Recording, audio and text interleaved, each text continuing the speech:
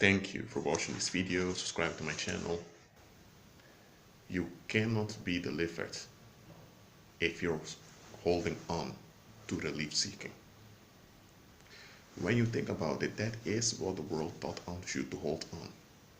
You want to feel good about yourself, so you demand people to treat you a certain way. Those that don't comply with it, you're upset with them, you don't like them, or you take action against them by either avoiding them, talking bad about them, not liking them, acting out against them. That's what the world taught you.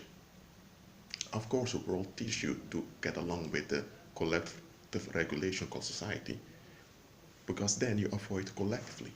So you reduce the chance of being retaliated against because you are with the group. That is what the world taught you. The world taught you to hold on.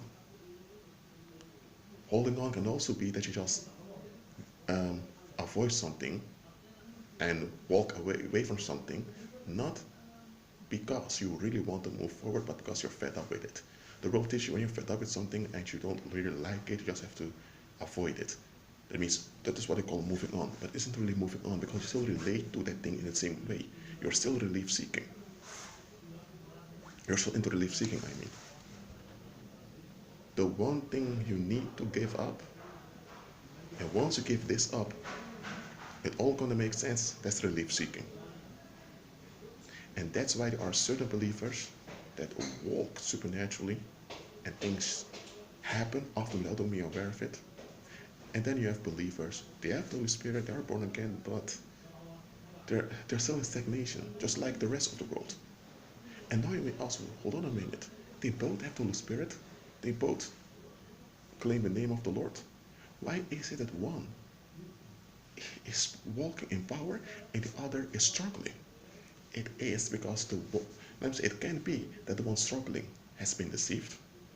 Then they just need to be delivered. But sometimes you have people, and I'm talking about believers now, who don't want to give up relief seeking. Especially if relief seeking has been indoctrinated onto them by church. Look, whether evil is expressed overtly or covertly is still evil. Someone that lashes out against you into your face or someone that does behind your back is still evil. It's still negative. The one that's over should not be praised because at least it's open. But there's also a wrong way of thinking that a lot of people accept it, that as long as you're evil in a transparent way, you're okay because you're honest about it. No, that's also from a relief seeking that the other doesn't want to face his or her own darkness. So they will look for someone to throw it onto. And now we validate people for doing this, relieve themselves at someone else's expense as long as they do it in an honest or transparent manner. That's not in line with Christ.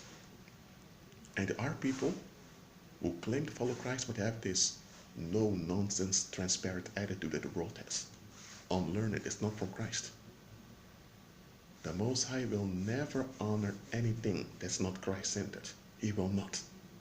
So I don't care how honest, open, or real you are about something, if it's not in line with Christ, it's darkness.